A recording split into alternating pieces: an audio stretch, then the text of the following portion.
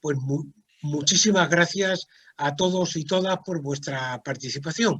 Y en primer lugar, pues le voy a dar, por orden, tal y como figura en la convocatoria, le voy a dar la palabra en primer lugar a Carlos Ponte, que interviene en nombre de la Federación y que es el presidente de la Asociación para la Defensa de la Sanidad Pública de Asturias. Carlos, cuando quieras. Bueno, pues un saludo a todas y todos y gracias a la Federación por organizar este debate y invitarme a participar. Quería decir de entrada que hay dos cuestiones a la hora de hablar de la gobernanza de la pandemia que me parece que son fundamentales. El primero es que no estamos ante una crisis sanitaria, como es bien conocido, sino que esta crisis tiene un carácter estructural, está ligada al modelo de crecimiento y que, sin embargo, pues este hecho no es reconocido, ¿no? Es curioso porque en el año 2008, con la crisis del 2008, pues hubo algunas voces oficiales o de representantes de estados, recuerdo ahora a Sarkozy, que hablaba de refundar el capitalismo. En estos momentos, aunque en los orígenes de la crisis está claramente el modelo de crecimiento, sin embargo, pues ninguna crítica al sistema se ha producido hasta la fecha, ¿no?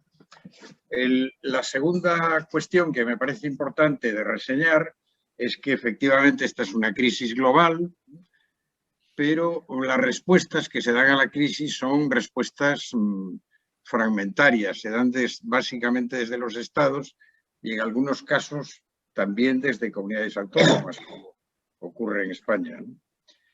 Es bien sabido que el virus no respeta fronteras, se ha extendido por todo el planeta, pero también es un hecho muy evidente que el impacto de la pandemia ha sido muy distinto en unos países que en otros, en unos territorios que en otros, ¿no? Esto se explica porque la propagación del virus está influido por diversos factores, ¿no? Factores sociodemográficos, comportamientos de las poblaciones, pero fundamentalmente el factor decisivo, el factor crucial, es la gobernanza, ¿no? El cómo se ha gobernado la pandemia desde los distintos territorios. Una gobernanza deficiente pues redundará en más casos, más contagios, más muertos. Podríamos decir que una gobernanza deficiente sería una forma de lo que Federico Engels llamaba el asesinato social, en el sentido de que no hay intencionalidad de matar, pero por negligencia o irracionalidad, pues los gobernantes tendrían que asumir sus responsabilidades, ¿no? Una responsabilidad que tienen todos los gobernantes y que está reconocida en las Naciones Unidas, ¿no? La responsabilidad de proteger. Hace unos días le preguntaban a la presidenta de la Sociedad Europea de Neumología si opinaba que Europa y los países europeos habían fracasado en esta pandemia, ¿no? Y la respuesta de esta neumóloga fue muy categórica. Dijo, sí, Europa y los países europeos han fracasado. Y enumeró una larga lista de razones por los cuales consideraba que se había fracasado.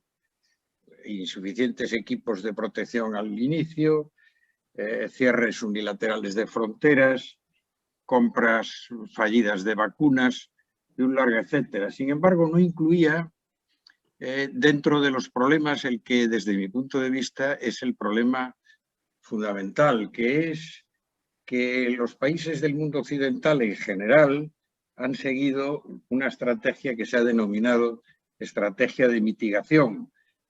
Quiere esto decir que en cuanto, como todos sabemos, en cuanto se doblega la curva, en cuanto se llega a un determinado índice de contagios que disminuyan, pues sobre todo en cuanto la presión sobre el sistema sanitario disminuye, se evita el colapso sanitario, pues se reanuda la actividad económica y se reanuda la actividad social, ¿no? Quiere esto decir que lo que se asume es que la transmisión baja se permite, se convive con ella y, por consiguiente, se cronifica la infección, ¿no? Y así, pues vamos de ola en ola, con la consecuencia, que está bien a la vista, de que las restricciones a la larga son más importantes con esta estrategia que si se emplea otra estrategia que han seguido sobre todo países del sudeste de Asia, pero no solo, que son estrategias que se han denominado de máxima supresión, ¿no?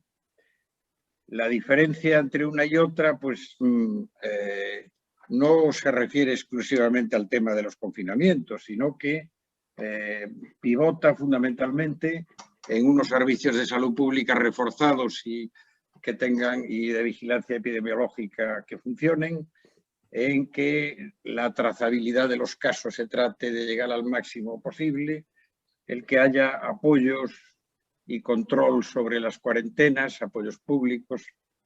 Bueno, en cada país hay diferentes vías o diferentes modalidades, pero digamos que estos son elementos comunes, ¿no?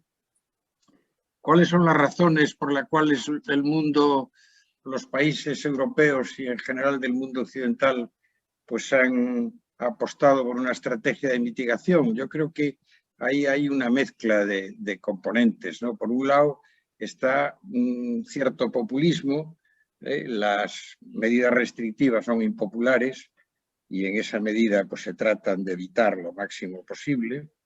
Y por otra parte, yo creo que, bueno, pues los datos que hay es que el gran capital probablemente no tenga la necesidad de ser muy contundente con esta pandemia, porque esto en alguna medida es una ventana de oportunidad para que se produzca una reconversión, una reconfiguración del modelo económico, ¿no? Las grandes tecnológicas como Amazon o Google o Facebook están ganando muchísimo más dinero del que ganaban antes de la pandemia. Iberdrola, por ejemplo, pues ha declarado que 2020 batió récords de ganancias, 3.600 millones de euros. Entonces, pues, bueno, este es una razón que está, yo creo que subyace dentro de esta estrategia de mitigación, ¿no? ¿Cuáles son las previsiones? Pues las previsiones son que hemos depositado toda nuestra esperanza y toda nuestra confianza en las vacunas y aunque las vacunas están presididas, pues la opacidad por contratos que son secretos o por a veces informaciones bastante insuficientes en cuanto a sus capacidades o rendimientos y sobre todo por el mantenimiento de las patentes, o sea que no lo que hace que solo se esté vacunando de manera efectiva el mundo rico, el mundo con recursos económicos, pues lo cierto es que las vacunas hasta estos momentos da la impresión de que están funcionando, ¿no? La experiencia en el Reino Unido e Israel, que son los países que tienen un mayor porcentaje de población vacunada, pues los datos que hay, dicho esto con reservas o no con todas las certidumbres, pues parece que las vacunas funcionan, que son efectivas. Sin embargo, no cabe ninguna duda, que, teniendo en cuenta las limitaciones que tienen las vacunas, que las previsiones es que estamos ante una crisis de largo recorrido. Y en esa crisis habrá riesgos y la posibilidad de que el virus mute, como ocurre con todos los organismos vivos que están en mutación, y que esto pues haga que la situación se vuelva mucho más complicada de lo que ya está. En definitiva, yo no voy a extenderme mucho más. Quería terminar diciendo que no podemos descansar exclusivamente en las vacunas, que todavía es necesario, como se planteó en algún documento de la Federación de Asociaciones de Defensa de la Sanidad Pública, es necesario un gran acuerdo político y un gran acuerdo político-social que implique a la sociedad y que la sociedad tome parte activa y no como viene ocurriendo, que es un elemento pasivo. De lo contrario, podemos seguir en el asesinato social que nos decía Federico Engels. Muchas gracias. Bueno, pues muchas gracias a ti, Carlos. Y ahora pues le cedo la palabra a Sari Ruane, que es profesora de la Universidad de Leicester en el Reino Unido y que nos va a comentar, bueno, el mismo tema, pero haciendo más hincapié, imagino, en la situación que hay en el Reino Unido. Sally, tienes que activar el micrófono.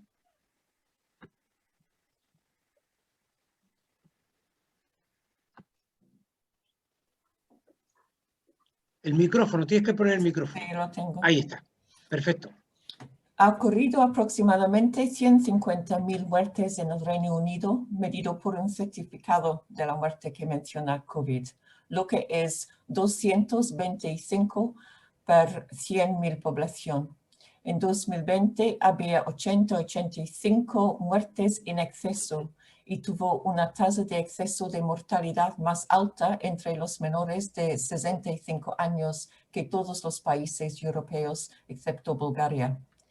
En el Reino Unido ha habido 2 oleadas de la pandemia. La primera ocurrió en la primavera de 2020. La segunda empezó en septiembre, alcanzando un pico en enero de 2021. Esta segunda ola ha sido mucho peor, con muertes diarias promedio de más de 1.000 durante el mes de enero. Tuvimos un cierre completo entre finales de marzo y junio de 2020, un cierre breve y parcial en el mes de noviembre y un cierre más completo entre principios de enero y abril 2021. Las altas tasas de mortalidad del Reino Unido requieren una explicación. El principal sello distintivo de la respuesta británica a la pandemia a principios de 2020 fue el retraso. El periódico británico The Sunday Times describió esto como un periodo en el que Gran Bretaña caminó sonámbula hacia el desastre.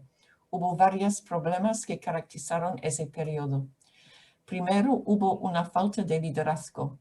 Por parte del primer ministro hubo una falta de compromiso con el problema, en parte debido a las preocupaciones con el Brexit y en parte debido a su enfoque de su papel, que fue, se dice, más como el presidente de la Junta que como el director ejecutivo. En segundo lugar, en enero y febrero hubo diferencias de opinión entre los expertos en cuanto a las implicaciones de los acontecimientos en China y el este. En tercer lugar, hubo un grado de complacencia con respecto a la preparación del Reino Unido para una nueva enfermedad, en parte basado en la creencia de que el Reino Unido tenía un sólido historial en el manejo de amenazas para la salud pública. Esto ignoró los hechos de que las recomendaciones que siguieron al ejercicio de simulación de la pandemia en 2016 no se habían implementado en su totalidad. B, la Ley de Atención Social y Sanitaria de 2012 había fragmentado la organización de la salud pública en 3 partes, reduciendo su coherencia.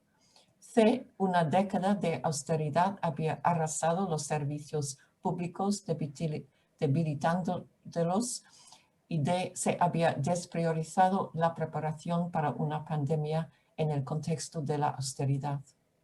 En cuarto lugar, las organizaciones públicas no se implementaron los planes para la pandemia que existían, probablemente porque no se recibieron instrucciones del gobierno para hacerlo. Y finalmente, incluso si se hubieran implementado planes para una pandemia, la planificación se había centrado en una pandemia de gripe en lugar de una pandemia de coronavirus. Esto llevó a considerar la inmunidad colectiva como estrategia, aunque el departamento negó que este fuera un objetivo.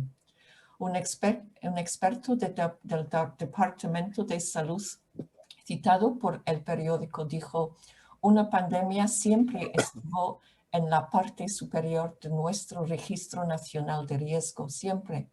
Pero cuando llegó, la observamos lentamente. Podríamos haber sido Alemania, pero en cambio estábamos condenados por nuestra incompetencia, nuestra arrogancia y nuestra austeridad. Los resultados de los errores cometidos en la definición del problema y la interpretación de los hechos fueron primero una falla en la construcción de un sistema de prueba y rastreo en las primeras etapas.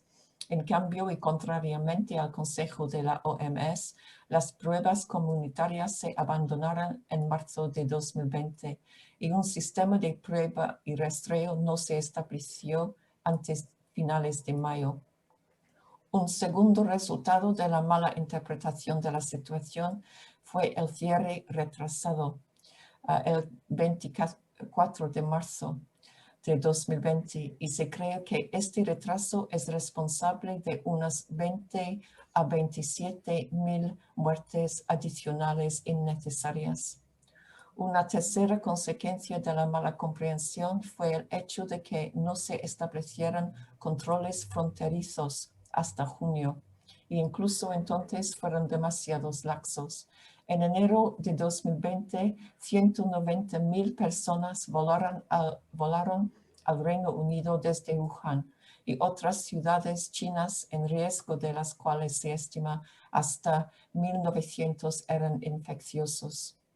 Los consejos de viaje no se modificaron hasta que fue demasiado tarde y un número desconocido de turistas británicos viajaron al norte de Italia para esquiar en las vacaciones de febrero 2020.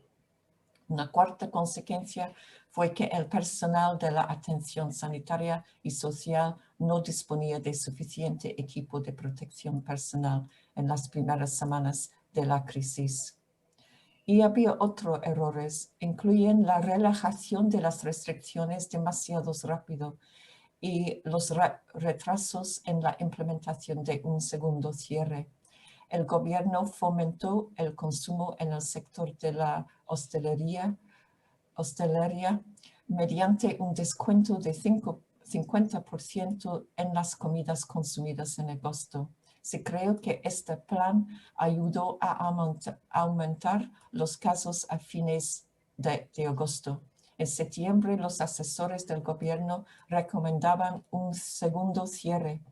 El gobierno no siguió este consejo, posiblemente porque los escépticos del encierro en el gobernante Partido Conservador se opusieron al encierro cuando los números de casos parecían relativamente modestos. El gobierno no introdujo un cierre hasta principios de noviembre y permitió que hasta 3 hogares se reunan en el interior el día de Navidad. Estas políticas se consideran un factor importante que contribuyó al alto número de casos y muertes experimentados a fines de diciembre y en enero. Otro error importante ha sido no apoyar a las personas que necesitan aislarse por sí mismas. La prestación legal por enfermedad en el Reino Unido se encuentra entre las más bajas de Europa. Sustituye solo el 20% de los ingresos de una persona en promedio y alrededor de 2 millones de trabajadores con salarios bajos no son elegibles. El gobierno introdujo un pago único de 500 libras para apoyar el autoaislamiento. Sin embargo, los criterios de elegibilidad son estrictos y 2/3 de los solicitantes del pago son rechazados. Más positivamente, el gobierno estableció un grupo de trabajo sobre vacunas el año pasado y comenzó a solicitar 400 millones de dosis a 7 fabricantes internacionales. La implementación de la vacunación se considera un gran éxito. Todos los mayores de 80 años y en hogares residenciales fueron vacunados a mediados de febrero y en este momento casi 50% de la población ha recibido al menos una dosis de vacuna. El programa de vacunación ha sido controvertido por 3 razones. La primera es la decisión de crear una brecha de alrededor de 10 semanas entre la primera y la segunda dosis. Por lo que podemos ver, esto no parece haber debilitado la efectividad. El segundo es dudas sobre la seguridad, la rápida aprobación otorgada y el vínculo entre la vacuna AstraZeneca con coágulos de sangre muy raros. La opinión experta y política en el Reino Unido es que los beneficios en términos de vidas salvadas por la vacunación superan con creces las vidas perdidas por la coagulación de la sangre. Sin embargo, se ofrecerán vacunas alternativas en el Reino Unido a los menores de 30 años. El tercer motivo de controversia ha sido la cuestión del nacionalismo de la vacuna y en particular una disputa entre el Reino Unido y la UE con respecto al acceso a los suministros de la vacuna. El Reino Unido ha importado millones de dosis de vacunas de empresas de la UE y de India. Si el nacionalismo de las vacunas se define en términos de priorizar el acceso a las vacunas para los residentes en el propio país antes que los residentes en otros países, incluso si esos residentes son más vulnerables, entonces eso me parece ser una etiqueta que pueda aplicarse al Reino Unido.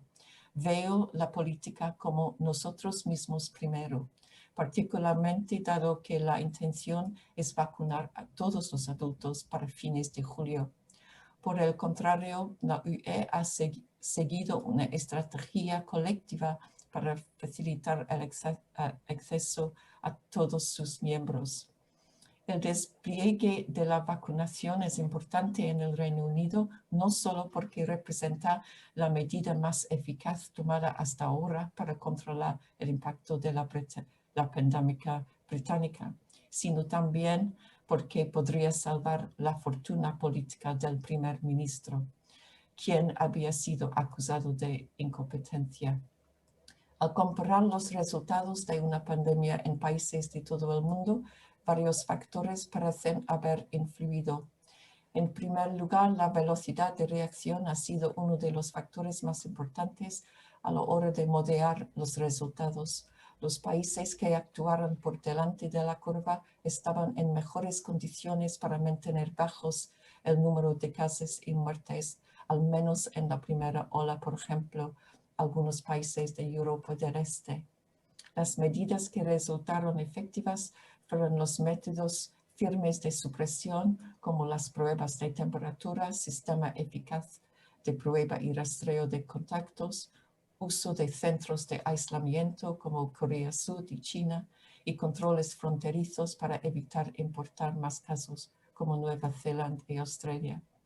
En segundo lugar, el profesor Martin McKee ha sugerido que los países lo han hecho mejor cuando tienen políticas más igualitarias en términos de redes de seguridad más sólidas para los residentes, por ejemplo, prestaciones por enfermedad, y mejores políticas de empleo en términos de seguridad laboral, como algunos países escandinavos. En tercer lugar, la medida en la que la economía del país está abierta a la economía mundial influye en los viajes de negocios internacionales y por lo tanto aumenta la propagación del virus y acentúa la vulnerabilidad a los problemas de la cadena de suministro. En cuarto lugar, donde un sistema de salud tenía buenos niveles de capacidad, contribuyeron a obtener mejores resultados de dos maneras. Uno significaba que se disponía de recursos para tratar a quienes padecían COVID. A Alemania, por ejemplo, las camas y las camas de cuidados intensivos. Y dos, la confianza en que el sistema de salud podría hacer frente a una presión adicional permitió a los responsables políticos centrarse en otros aspectos de la planificación para COVID, como la implementación de buenos sistemas de pruebas y rastreo. Finalmente, quiero considerar los factores que contribuyen al problema en algunos países que han sido descritos como montañas rusas y en su experiencia pandémica, lo que significa que han tenido varios picos y depresiones y no han podido mantener la supresión del virus. Experto Thomas Hale cree que los factores que contribuyen a estos son, en primer lugar, aliviar las restricciones demasiado rápido antes de que los casos se hayan reducido lo suficiente. En segundo lugar, no utilizar el tiempo ganado durante el encierro para poner en marcha otras medidas necesarias, como sistemas de apoyo al aislamiento. Y tercero, donde el gobierno ha tenido un espacio político limitado para volver a imponer restricciones adecuadas por segunda vez, debido, por ejemplo, a la oposición política interna. Y aquí vemos algunos países de Europa del Este y también Inglaterra. Y es todo. Gracias.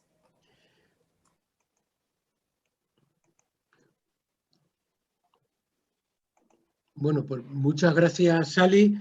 Y ahora le tocaría hablar a Jean-Paul Unger, que es que trabaja en el Instituto de Medicina Tropical de Amberes, en Bélgica, que es otro país que también se ha caracterizado en Europa por haber tenido problemas muy importantes con la pandemia. Cuando quieras, Jean-Pierre. Hola, buenas tardes a todos, un placer estar con ustedes. Voy a ver si logro compartir la pantalla con ustedes. A ver.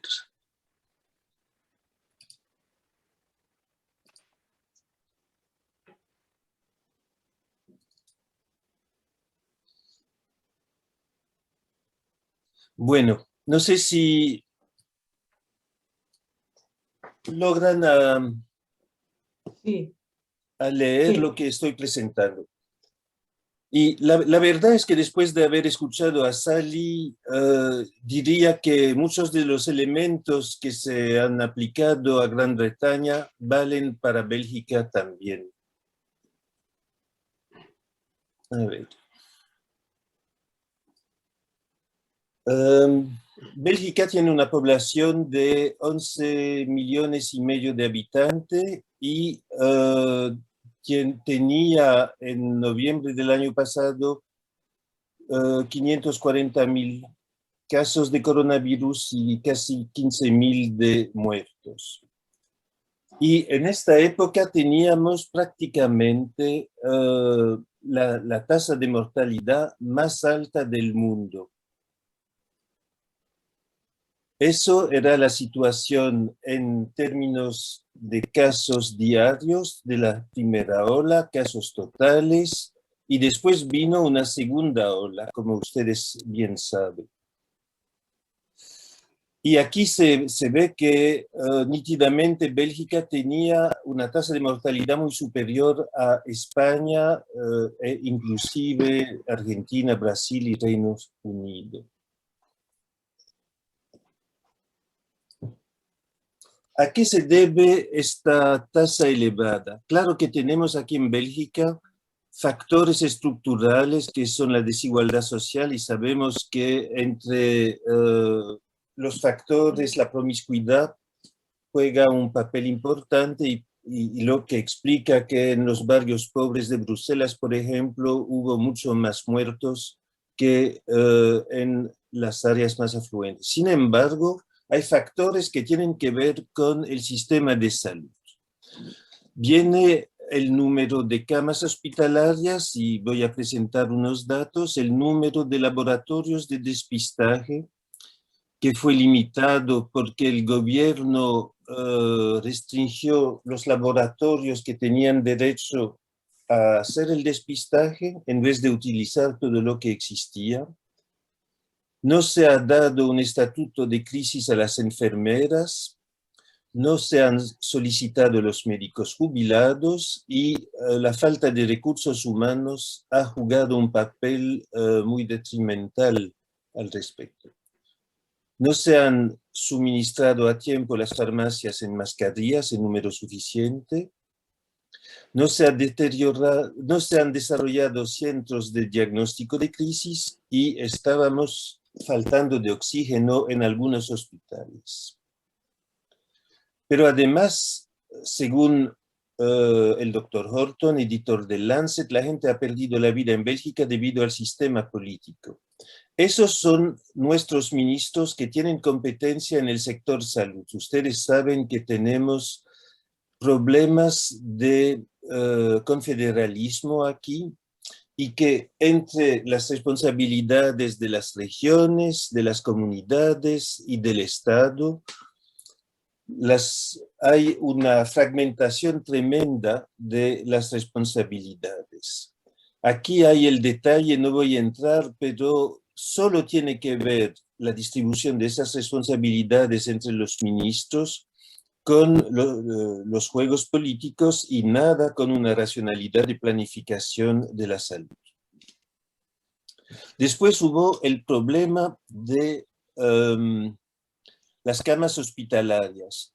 Y ustedes ven que mientras Alemania tenía en 2013 8.28 camas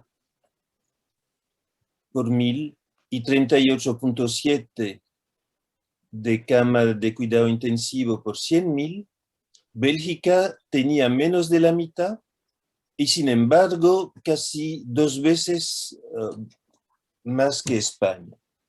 Eso ha jugado un papel fundamental porque el objetivo primero de las autoridades ha sido de evitar que se tranquen los sistemas hospitalarios para que no padezcan los otros pacientes, pero tenían que jugar con un número insuficiente de camas hospitalarias.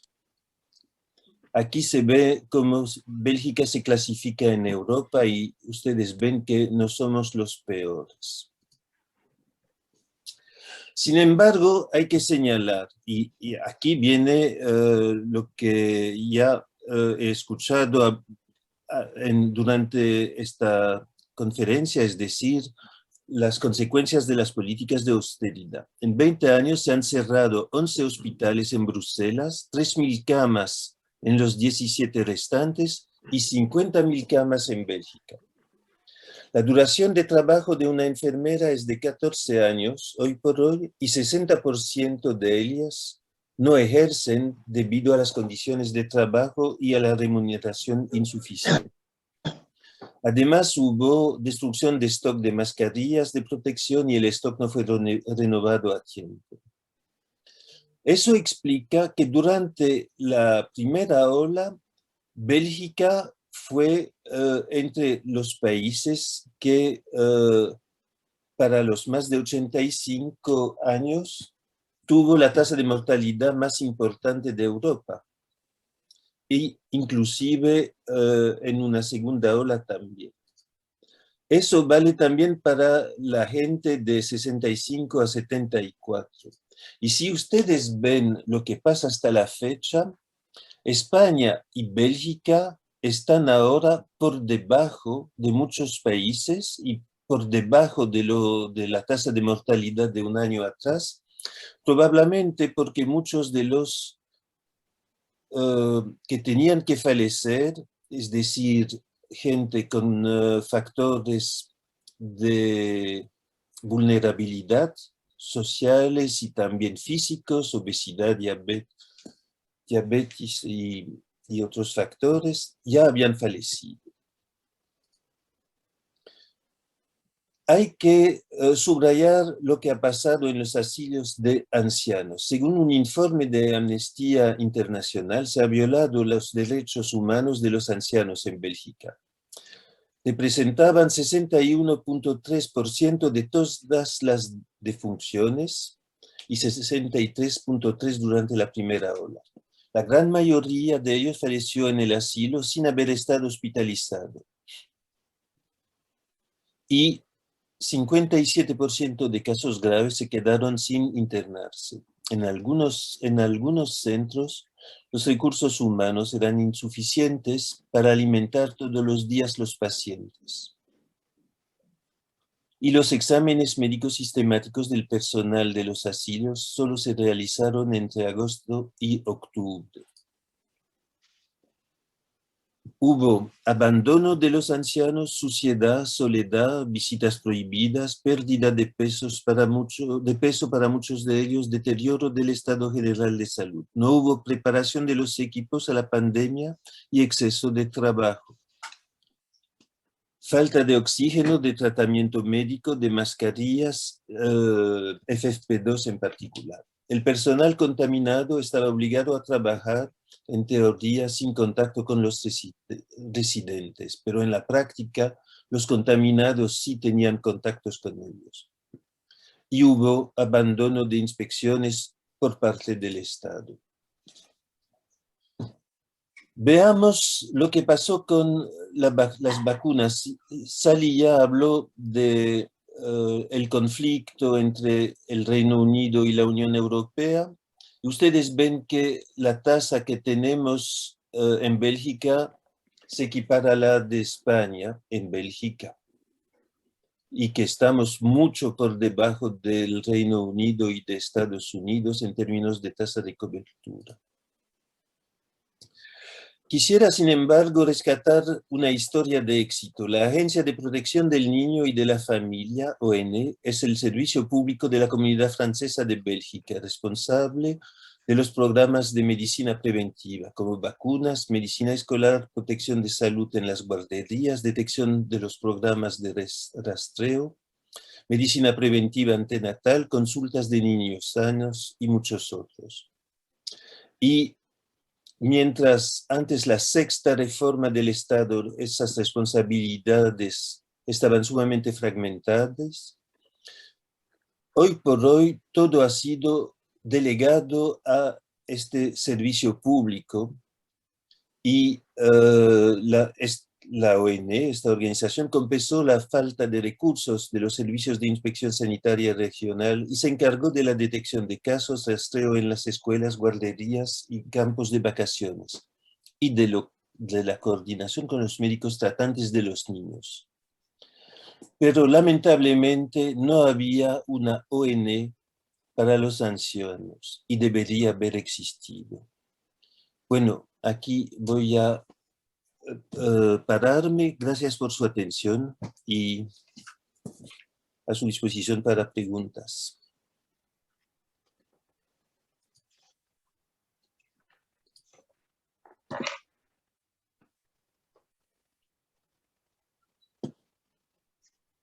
Pues muchísimas gracias a Jean-Pierre. Es evidente, ¿no?, que la situación de Bélgica pues tiene muchos parecidos con la de España, ¿no? Quítalo de compartir pantalla, por favor, Jean-Pierre. Ya. Que quites lo de compartir pantalla. Intento stop video. A ver, ¿cómo funciona eso? Abajo tienes que ir, ¿no? Abajo donde pone compartir pantalla también pone dejar de compartir, me parece. A ver. ¿Así? No, sigue viéndose tu pantalla. Jo. Abajo del todo. Donde pone en ese... Share. Ok, aquí. Ahí está, perfecto. Ya, muy gracias, bien. Disculpen. Muchas gracias. Y bueno, pues luego darle la palabra a Eleonor Miño Conil, que es investigadora de la Universidad de Florianópolis, de Brasil, y del Observatorio Iberoamericano de Políticas y Sistemas de Salud, ¿no? Si la situación en Europa que hemos visto varios casos ha sido muy conflictiva. La de Brasil, pues como todos sabemos, lo multiplica todo por 10 o por 100, ¿no? Y bueno, pues también nos hace ver que las diferencias que hay desde unos entornos políticos, sociales y económicos a otros. Eleonor, cuando quieras. Bueno, hola a todos, muchas gracias por la posibilidad de por lo menos compartir esta situación tan difícil que tenemos nosotros. Como Carlos habló, yo creo que hay políticas de mitigación, políticas de máxima supresión. Y nosotros es la política de máxima dispersión o contaminación. Brasil ha adoptado esta política, que foi uma política que hoje nos traz resultados muito trágicos. Voy a hablar un poquito, recordarles muy rápido de Brasil, que es, claro, tenemos una dimensión continental, 210 millones de habitantes, una población también con muchas desigualdades del punto de vista socioeconómico, y también ya una población con una cantidad de mayores que aumenta. Quiero recordarles que el Sistema Único de Salud de Brasil, que surgió hasta hace 30 años y tiene una financiación y una gestión compartilhada entre el nivel federal, de los estados y de los municipios, es algo muy importante que yo voy a volver a hablar, porque si ese tipo de organización y los problemas de financiación que siempre tuvimos, porque intentamos hacer un sistema universal, pero la mayoría, la financiación es mayoritariamente privada, no es pública. Tenemos una financiación pública de menos de 50%. Entonces, el SUS avanza, pero avanza sí por un trabajo muy heroico y mucho también por los municipios. Pero hace 30 años que hay este modelo de gestión con reuniones mensales de los estados, los municipios, el nivel federal en Brasilia, que es la capital. Entonces hay una organización de una gestión compartilhada que en escala continental de Brasil hubiera sido un ejemplo muy interesante de coordinación. Y se pasó todo lo contrario. Toda esta historia de coordinación, de trabajo compartilhado entre las equipes, entre los niveles de gobierno, se puso en la basura. La línea de vida de nuestra pandemia, empezamos un poco más tarde que ustedes. No empezamos por Río o São Paulo, como sería de esperado, pero por Amazônia. Hay algunas explicaciones, pero no voy a entrar en eso. Y empezamos en mayo del año pasado a subir los casos, a aumentar los casos, y nosotros no tuvimos como ustedes una ola o dos olas, un pico. Nosotros subimos y nos quedamos en un plató de muertes, de casos, pero de muertes. Yo voy a hablar más de muertes, que es lo que hoy incluso es un escándalo. Entonces nos quedamos en un plató con mortalidad arriba de 1.000 casos por media, ¿no? En junio, julio, agosto, septiembre, octubre, empezó a caer. Miren cuántos meses nos quedamos con eso. En noviembre es que estuvimos con 130 muertes. Noviembre, diciembre, hubo una disminución para empezar un nuevo aumento muy importante con una nueva variante, de nuevo en Amazonia, y que se pone muy alta en marzo esta continuación, porque nosotros casi no tuvimos parada, ¿no? Esa continuación, marzo y abril ahora, tuvimos el 8 de abril, tuvimos 4.250 muertes, 249 muertes en un día, en un solo día. Ayer estábamos con la media móvil de 2.800 muertes. Bueno, ¿por qué estamos en esta situación? Que fue la conducción y la no gobernanza, la conducción, sí, porque hay una conducción. La conducción del gobierno federal fue negar todo el tiempo la pandemia, negar la ciencia, con ataques, incluso con control ideológico. En el Ministerio de la Salud, si uno usaba mascarilla, era comunista. Entonces, había la prensa no podía divulgar informaciones, entonces surgió un consorcio de los principales vehículos de imprensa que hacen la colecta de los datos y son los que informan, porque el Ministerio de la Salud no quería informar los casos de muerte, quería informar los casos recuperados, porque para todo eso, todo el tiempo para el gobierno brasileño, eso era algo que vinha contra su gobierno y no había que parar el país y el país no iba a parar. Y el presidente nunca puso mascarilla, estimuló aglomeraciones en frente al palacio todo el tiempo. En fiestas también aparecía. La diplomacia brasileña se puso en desacuerdo con críticas muy malas, feas, en relación a China. Una actuación completamente descoordenada. Tuvimos 4 ministros de salud y lo que más se quedó, más largo tiempo, fue un militar que no tiene nada que ver con salud.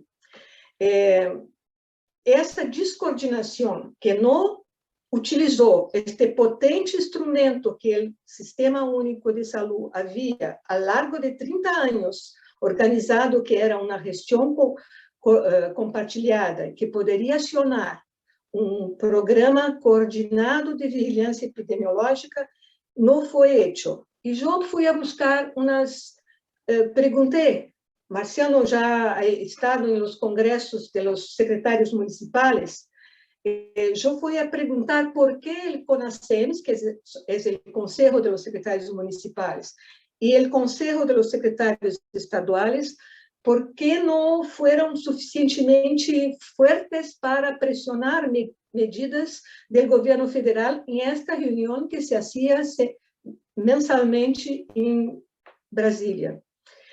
Bueno, la respuesta es un poco que se quedaron todos teniendo que hacer sus propias acciones porque cada estado, cada municipio empezó a hacer una política.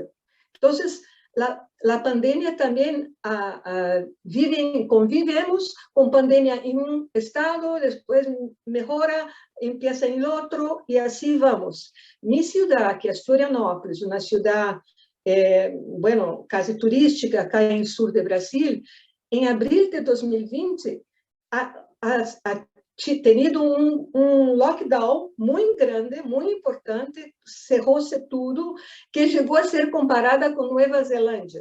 Pero eso quedó-se 30 días, algo así, porque los demás municipios del resto del país, nada pasaba en este sentido. Entonces, había presión de los empresarios para que se volviera a la vida normal. También hubo Entonces, ese Consejo de Secretarios Municipales y Estaduales, ellos estaban, los gobernadores y los alcaldes, con respuestas locales, cada uno con su política, y muy soberbados en eso, y además, aquellos que intentaron hacer un afronte al gobierno federal claramente sufrieron una persecución de plata, de procesos de corrupción, cosas así. Algunas y tantas corrupción también acontecieron en Brasil en la construcción de estructuras, de hospitales de campaña, de compra de ventiladores, pero eso es otra historia también. Las vacunas, el presidente También ha hecho poco de las vacunas, ha amenazado a la población que podría virar un crocodilo o algo así, que era malo, que era de la China y algo así. Y así no ha hecho ninguna, no ejerció su poder que tenía de preferencia, porque Brasil ha participado de 4 ensayos clínicos y tenía preferencia en la compra. No quise comprar, no puso previsión orçamentária para compra de vacunas para el año 2021, que es ahora. Entonces, teve que tener créditos extraordinarios para eso.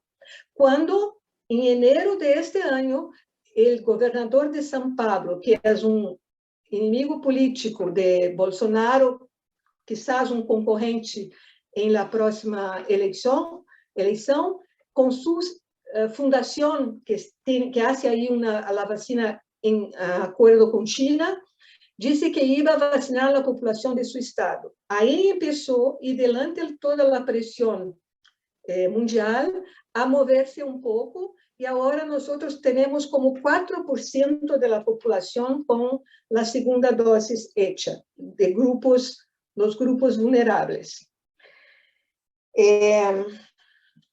Eso quiero hablarles de la situación tal como la vivimos y hablar ahora, para finalizar,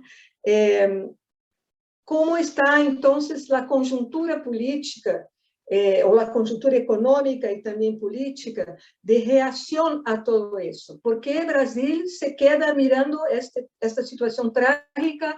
¿Cuáles son los actores que pueden tener una reacción y qué pasa en este ámbito?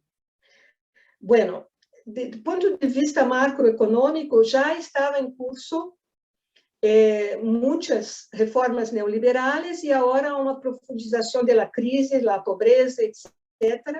El auxilio emergencial, el gobierno federal lo quería dar algo como, qué sé yo, 30 euros.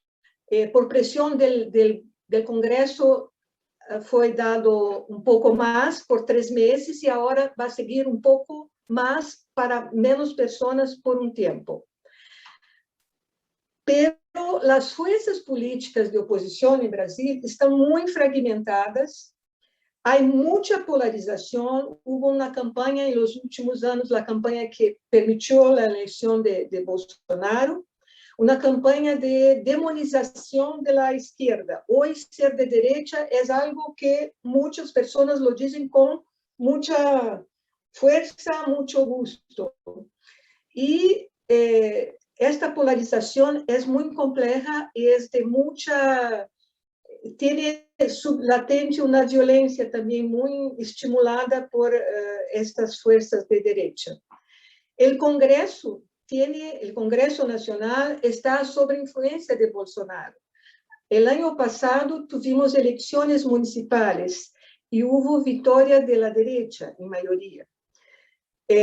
Hay como que más que 60 pedidos de impeachment por no haber ejercido su rol de defensa de la población, pero ninguno avanza en Congreso.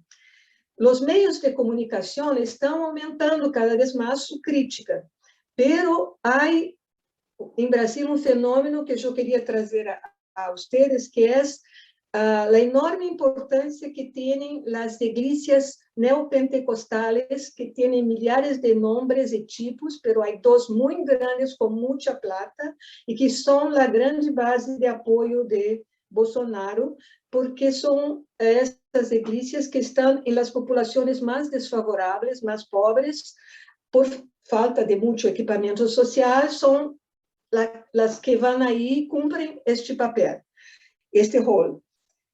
Y esta situación es grave porque también ellos tienen medios de comunicación y teles muy, muy fuertes en Brasil. Entonces, la comunicación y las teles están quedándose cada vez más críticas, pero no es algo así que sea muy fuerte, ni tampoco el empresariado nacional se ha manifestado mucho hasta ahora. El protagonismo está siendo del Poder Judiciário, de la Suprema Corte, con 2 acciones que trazem uma mudança na conjuntura política. A primeira foi a libertação de Lula, e dizendo que Lula não poderia haver sido imputado por el juez que depois se queda ministro de Justiça de Bolsonaro. El juez que ha puesto Lula en la cadena, después se vuelve el ministro de Bolsonaro. Hay que decir que en la elección Lula era el oponente de Bolsonaro. Eso se anuló y ahora Lula puede ser un candidato en las próximas elecciones. Después del discurso que ha hecho cuando salió de la prisión, cuando saiu da prisão, não, quando foi liberado politicamente, foi um discurso muito importante porque lo falou como haveria ter sido a condução da crise toda, da pandemia, e isso imediatamente após o discurso de Lula, os dias que se seguiram, o Bolsonaro foi por la primeira vez agora, estamos falando de 2021, apareceu de mascarilha, por la primeira vez, depois que Lula se apareceu em la cena política. E a segunda atuação foi a formação de uma comissão parlamentar de inquérito para investigar todos estes crimes de falta de oxígeno, de leitos, de vacunas, de medidas de proteção, de lockdown, etc. Essas são as duas coisas que estão em curso. A pressão política agora por a libertação de Lula e essa comissão parlamentar de inquérito. Eu creio que o Brasil é o exemplo mais evidente de como, de modo muito claro, a política é o grande determinante da saúde, porque, por supuesto, nossa situação é o retrato de quão grave pode ser esta situação quando as opções são mal hechas e se põe alguém que não governa, mas desgoverna. É, lamentavelmente, algo muito triste de dizer, porque o país também está mal em todos os níveis, de Amazônia sendo cortada, bueno, incluso se habla que agora ele ha tenido sua reforma de previdência, porque está matando todos os viejos e, portanto, não haverá mais problema com as pensões. Isso é assim, o que se diz de modo pouco amargo. E, quer dizer, o observatório, por supuesto, também não tem mais plata, nem os secretários municipais têm tempo de fazer qualquer coisa em esse sentido. América Latina, eu não posso saber os últimos dados, a não ser os que estão por aí, mas eu creio que nós somos o pior exemplo. E incluso de Venezuela, que era muito temida em Brasil, ha venido de Venezuela oxígeno para a Amazônia, que as pessoas estavam aí morrendo por falta disso. Gostaria de falar-lhes melhor, mas está muito difícil realmente as coisas acá. Muitas graças.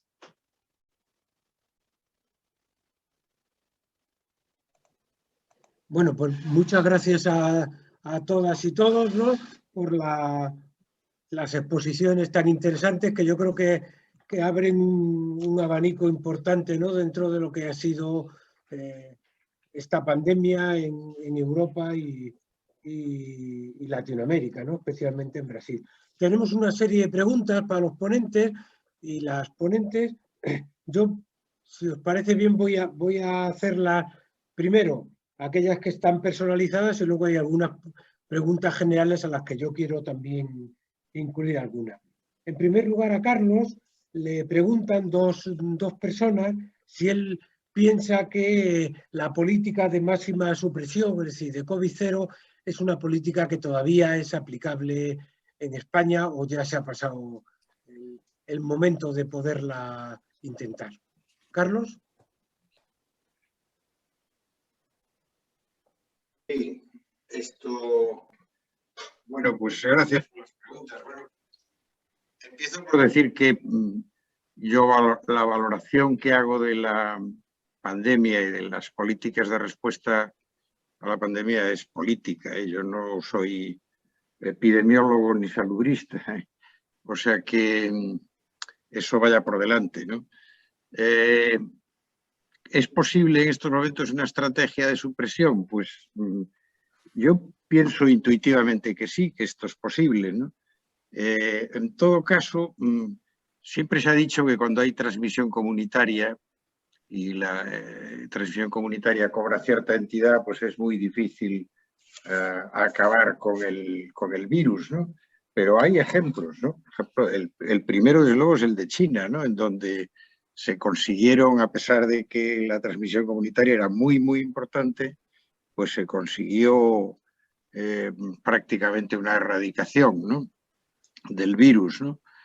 Lo que sí me parece, en todo caso, es que hay un vacío de información y de debate público sobre todo esto, ¿no? Porque ¿hace cuánto tiempo que no hablamos de los rastreadores? Que no sabemos cuánto se está haciendo en el terreno de las cuarentenas, qué tipo de apoyo público se está aplicando, qué controles existen, qué efectividad tienen estos controles, ¿no? Qué trazabilidad se hace de los casos. Claro, todas estas cosas yo creo que quiero creer que son bastante débiles, ¿no? En nuestra estrategia de defensa de la pandemia, ¿no? Pero bueno, en todo caso, bueno, pues no sé, no puedo dar una contestación tampoco rotunda a la pregunta, ¿eh?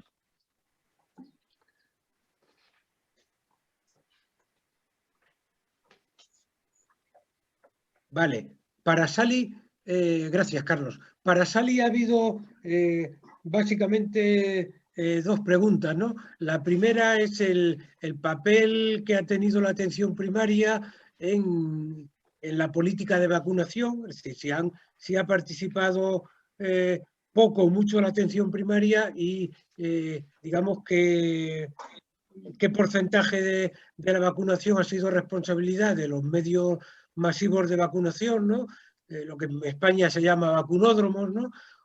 Y qué porcentaje de la atención primaria, ¿no? Y la segunda pregunta, que está relacionada de alguna manera también con la atención primaria, es si se ha normalizado la atención primaria en el Reino Unido, la atención primaria presencial, porque quien pregunta son personas de España y en España, como los que somos de este país sabemos, pues la atención primaria presencial está en una situación residual y en estos momentos y prácticamente solo se ha recuperado un 15 o un 20% de la atención presencial y la mayoría de la atención primaria ahora mismo está en manos de contactos telefónicos, fundamentalmente contactos telefónicos, ¿no?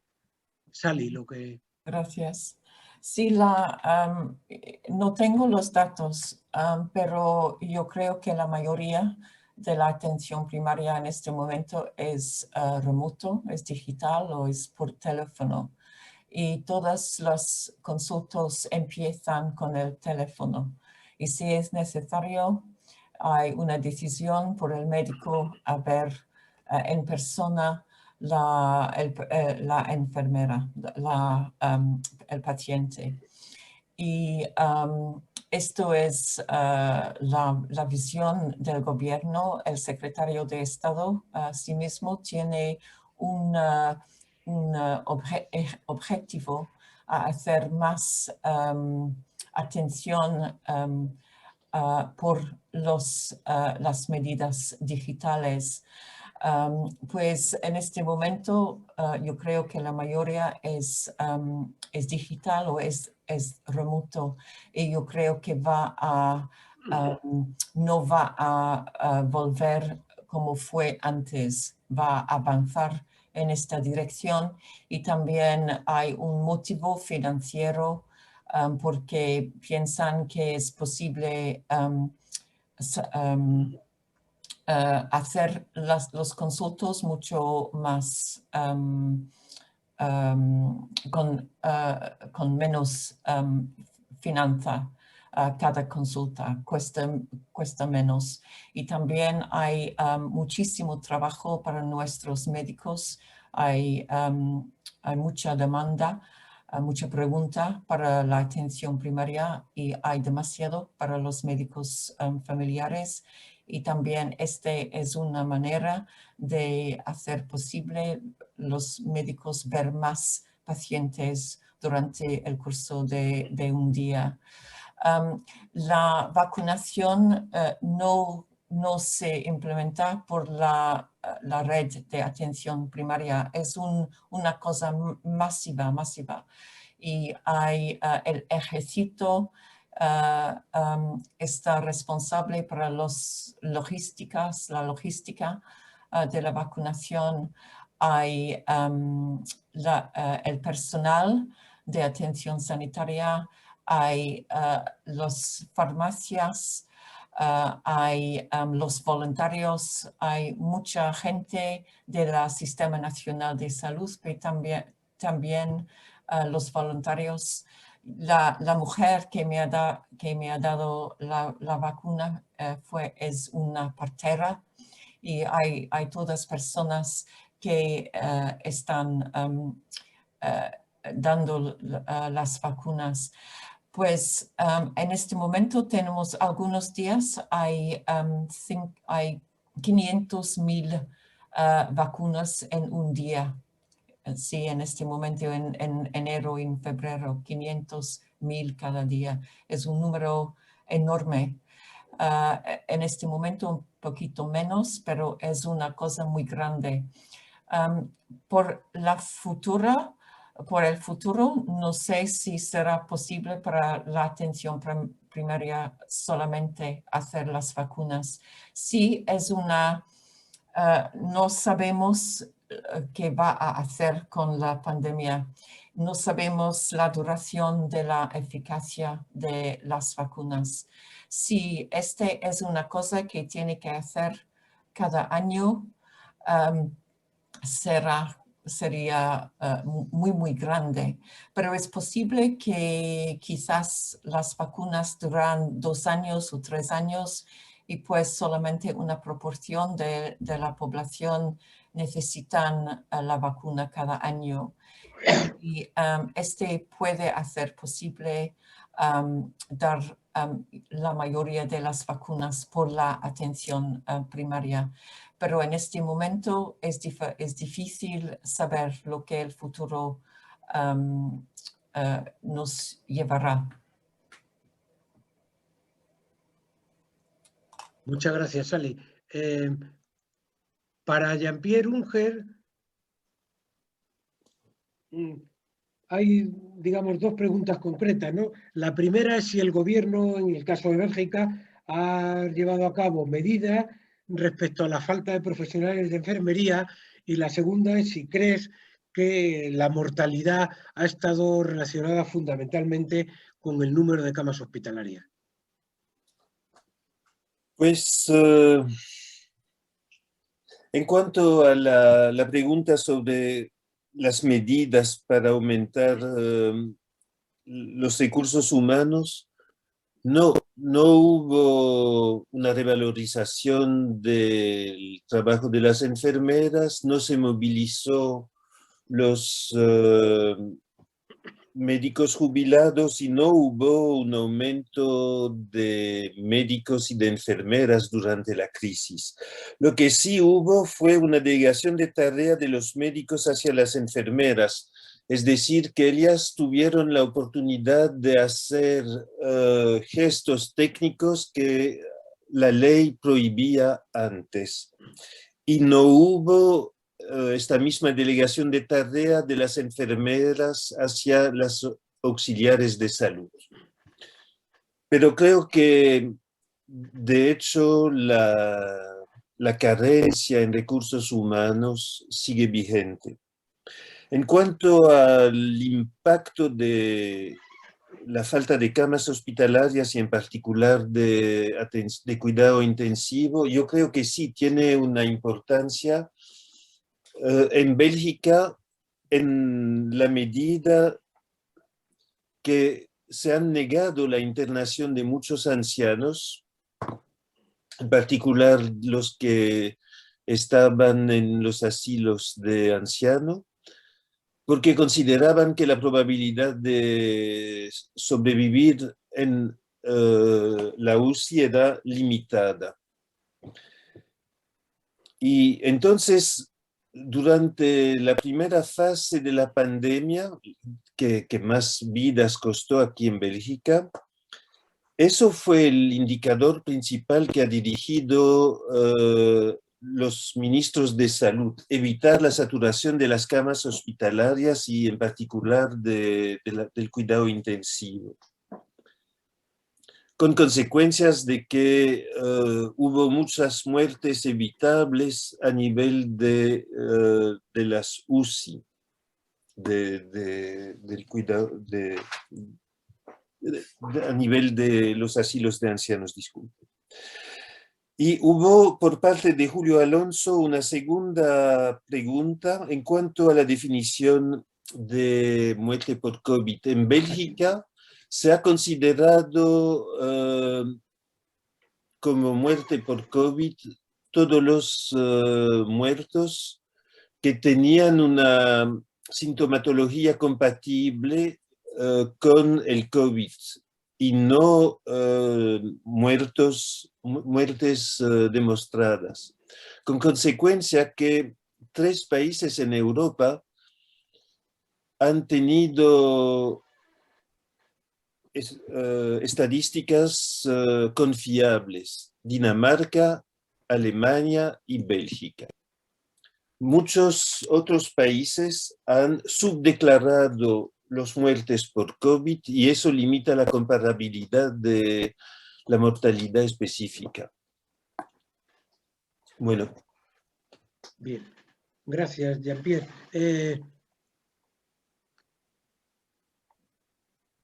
Eleonor, a ti te preguntan tres cuestiones. Sí. Bueno, la primera es si ha habido un coste político, ¿no?, por esta intervención del gobierno de Brasil durante la pandemia. La segunda es qué posición ha tenido la Iglesia Católica en el caso concreto de Brasil. Y la tercera, relacionada con esto último que ha señalado Jean-Pierre, de si tú piensas que las cifras sobre el COVID en Brasil son fiables o están infraestimadas, ¿no? ¿Puedes repetir la primera? La primera es si ha habido un coste político para el gobierno, sí, por la mala gestión de la pandemia. ¿Y la otra? La otra La es Iglesia. el papel de la Iglesia Católica, ¿no? ¿Qué papel ha tenido en este asunto? Yo no conozco el tema, imagino que será alguien que sabe algo más concreto, ¿no? Bueno, por increíble que pueda parecer, para mí me parece increíble, hasta poco Bolsonaro continuaba teniendo 30% de apoyo en las encuestas. Hubo una queda importante de las personas que le apoyan, pero se quedó una cosa muy visceral en Brasil. Es como casi los que lo pusieron, este estado de Santa Catarina ganhou Bolsonaro em 70%, casi 80% nessa cidade. Então, muitas pessoas que hoje não estão contentos têm um pouco de dúvida de volver atrás, reconhecer, etc. Claro, pero tuve um custo político e o custo político é que agora tuvo que aceptar esta comissão parlamentar de inquérito depois de um ano. Não sabemos o que vai passar, pero o custo político não é assim tão alto como para botarlo, echarlo. Y también hay toda una discusión, echarle es tener un militar ahora en el poder, porque fue casi una dictadura electa, porque ahora todos los postos principales de Brasil están en manos de militares, que incluso se opusieron a algunas de las amenazas que ha hecho Bolsonaro cuando se sintió encurralado por el judiciario, de que iba a decretar estado de sitio, dar un golpe, y los militares dijeron que eso no es su papel, su rol. Miren a qué punto llegamos, tener apoyo en las Fuerzas Armadas para contener un señor así, tan sin idea. La Iglesia Católica sí tiene un papel, un rol progresista, pero esta ha disminuido mucho su influencia en Brasil en favor, y la que está hoy, lo que toma hoy cuenta de la escena religiosa de Brasil son esas iglesias neopentecostales. Isso é um dado muito importante acá. Eu creio que tem uma tendência de irse na América Latina também. Há alguém de Argentina, seria interessante, eu não sei se as pessoas podem falar assim para complementar outras coisas. E a terceira que me falabas, qual era a terceira que eu não apuntei? Era respecto a las cifras de la COVID que hay en Brasil son fiables, ¿no? Sí. Sí, los sistemas de información, sí. A pesar de todas las cosas, una cosa que no ha alcanzado a terminar son con los sistemas de información, que las secretarías municipales y estaduales son bastante buenas. Yo creo que, claro, puede tener errores, pero hay una tradición ya de muchos años de salud pública acá y las informaciones son bastante confiables. Incluso hay un observatorio COVID en la Fundación Oswaldo Cruz de Río que tiene dados muy interesantes, muy buenos, checa uno con los otros. Lo que no quería divulgar las informaciones era el Ministerio de la Salud. Ese no quería que se tornasen públicas. Pero la calidad de la información es bastante buena en Brasil. Bueno, luego hay una serie de preguntas que son para todos y todas, ¿no? Entonces, pues yo si queréis os las formulo y contestáis los que queráis. Mira, desde Chile nos dice un compañero que si cree que la salida de la pandemia va a ser un fortalecimiento de los sistemas públicos de salud o bien va a ser una nueva arremetida neoliberal y cuáles serían las características en el caso de que esto se produjera, ¿verdad?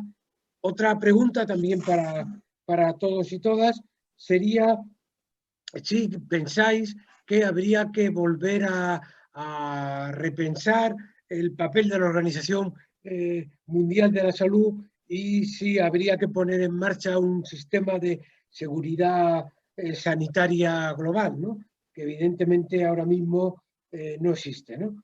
Y luego otra pregunta es si pensáis que las cosas han ido mejor, por decirlo de alguna manera, el abordaje de la pandemia ha sido mejor en sistemas más centralizados que en sistemas más descentralizados, ¿no? Y si haría falta una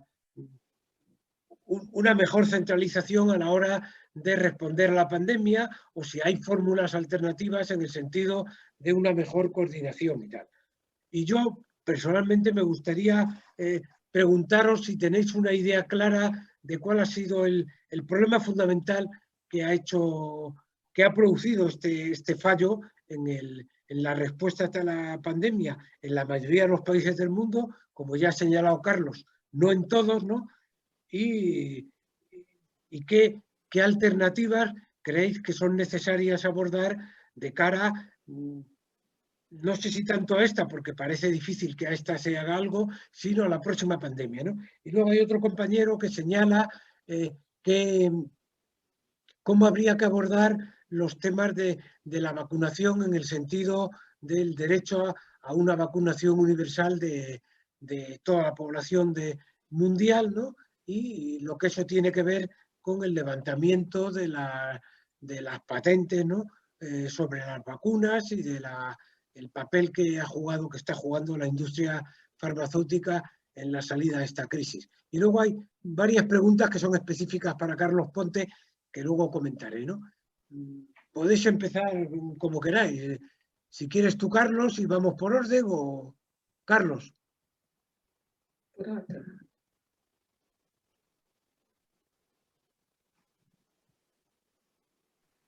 Sí, bueno, yo creo que la situación actual, pensando en la pospandemia, pues es preocupante, ¿no? Preocupante porque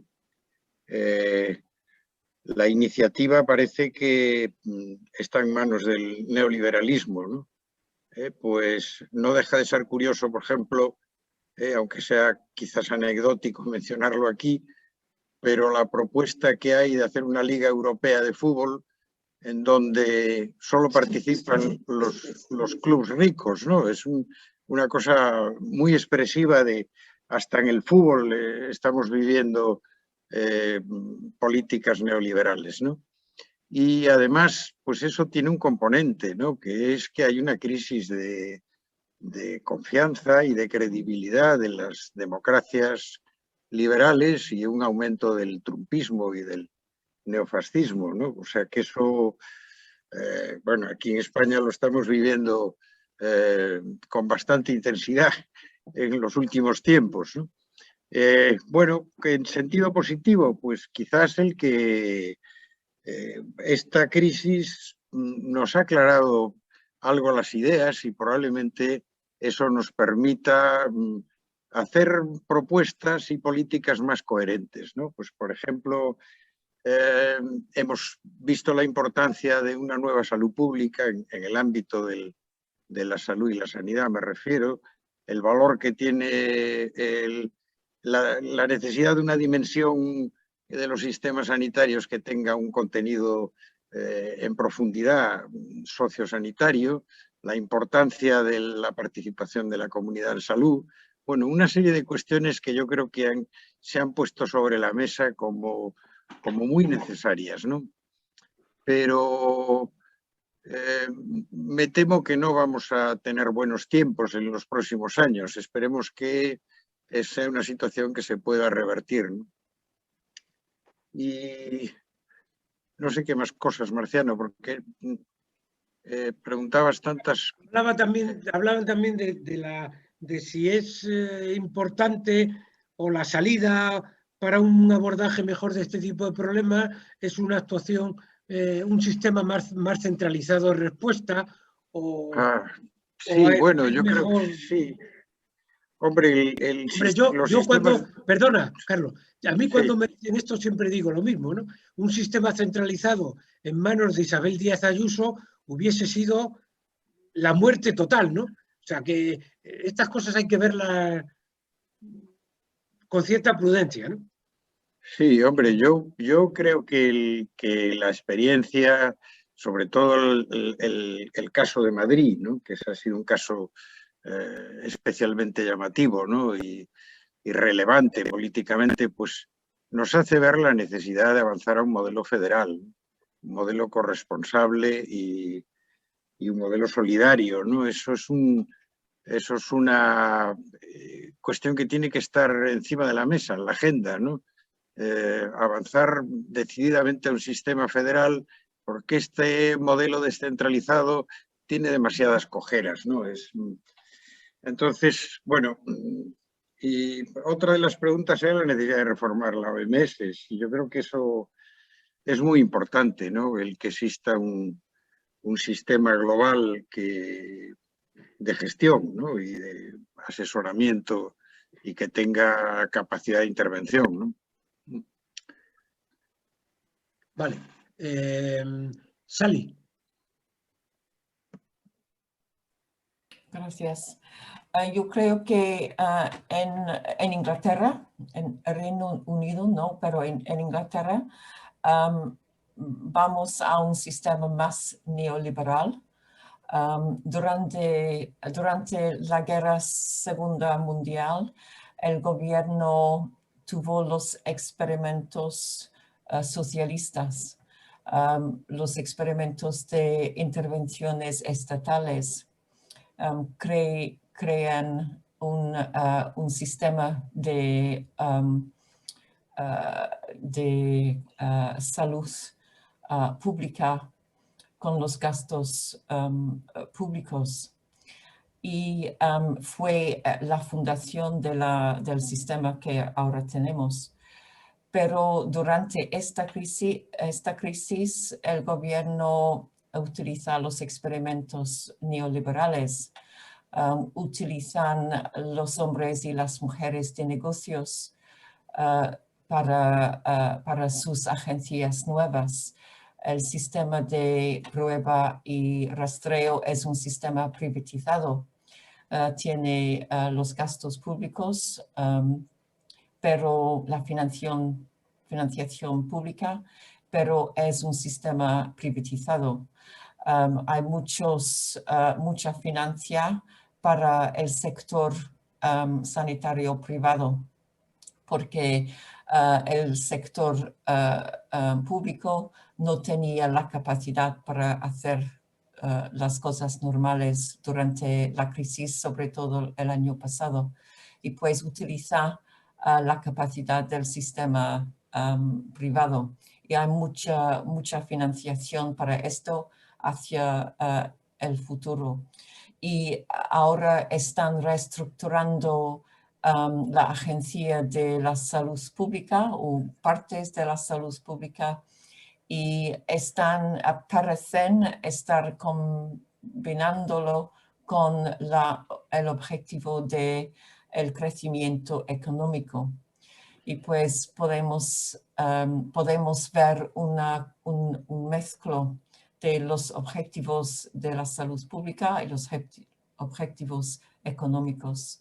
Y pues tenemos un gobierno muy neoliberal que está utilizando la crisis para los experimentos neoliberales, yo creo.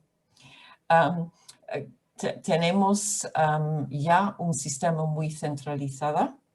Dice que es muchos sistemas locales, pero la realidad es que es un sistema centralizado, pero no bastante centralizado.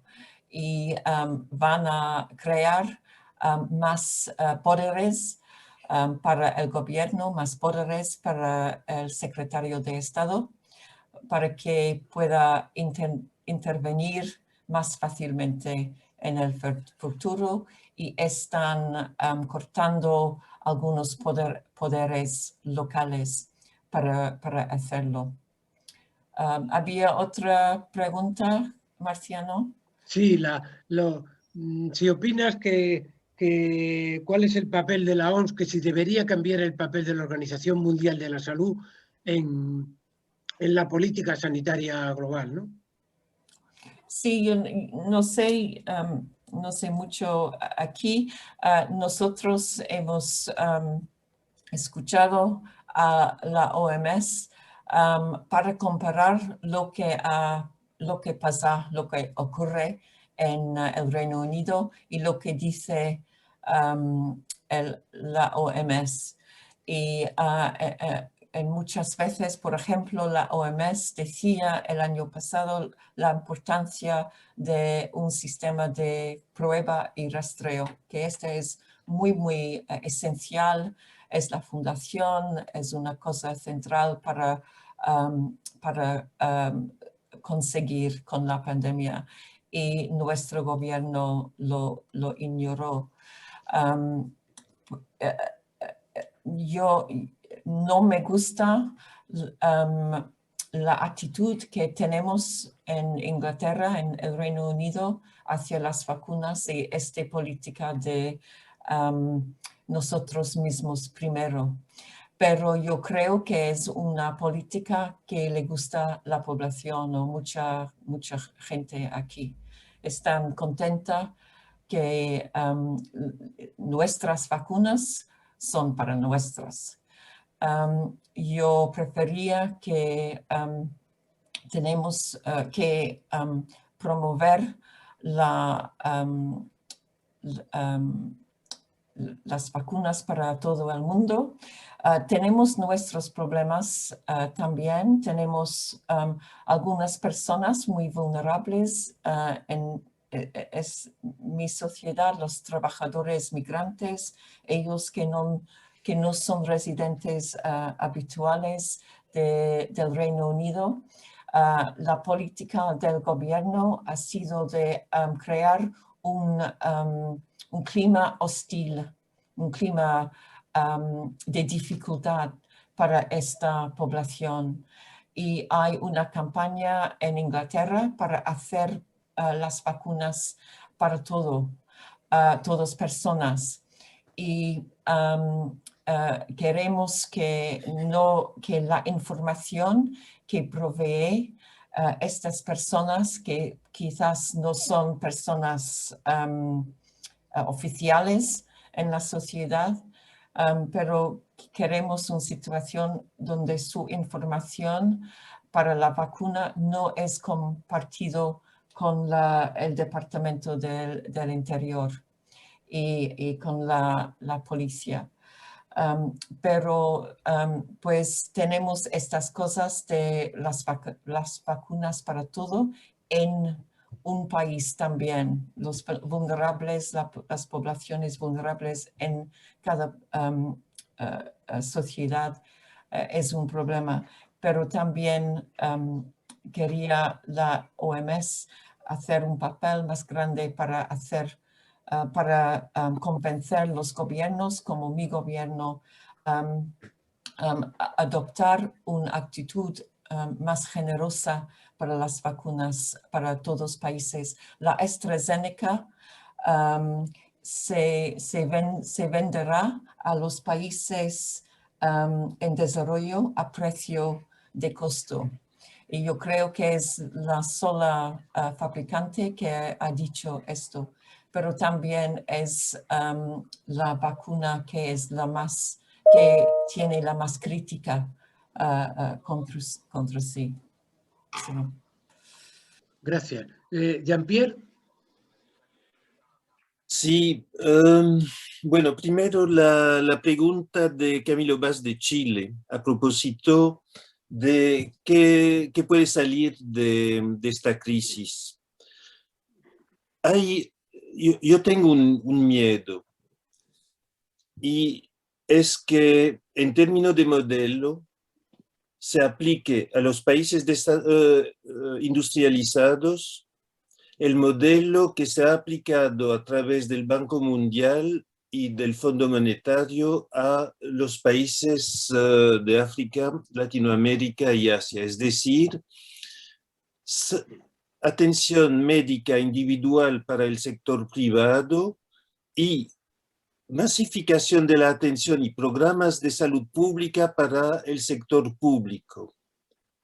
En África, por ejemplo, los servicios públicos todavía existen, pero se ha reemplazado la atención biopsicosocial tal como cada uno de nosotros la exigimos para los nuestros, por esos programas de salud pública. Y creo que el COVID da una oportunidad política para este tipo de agenda que al final destruye los servicios públicos.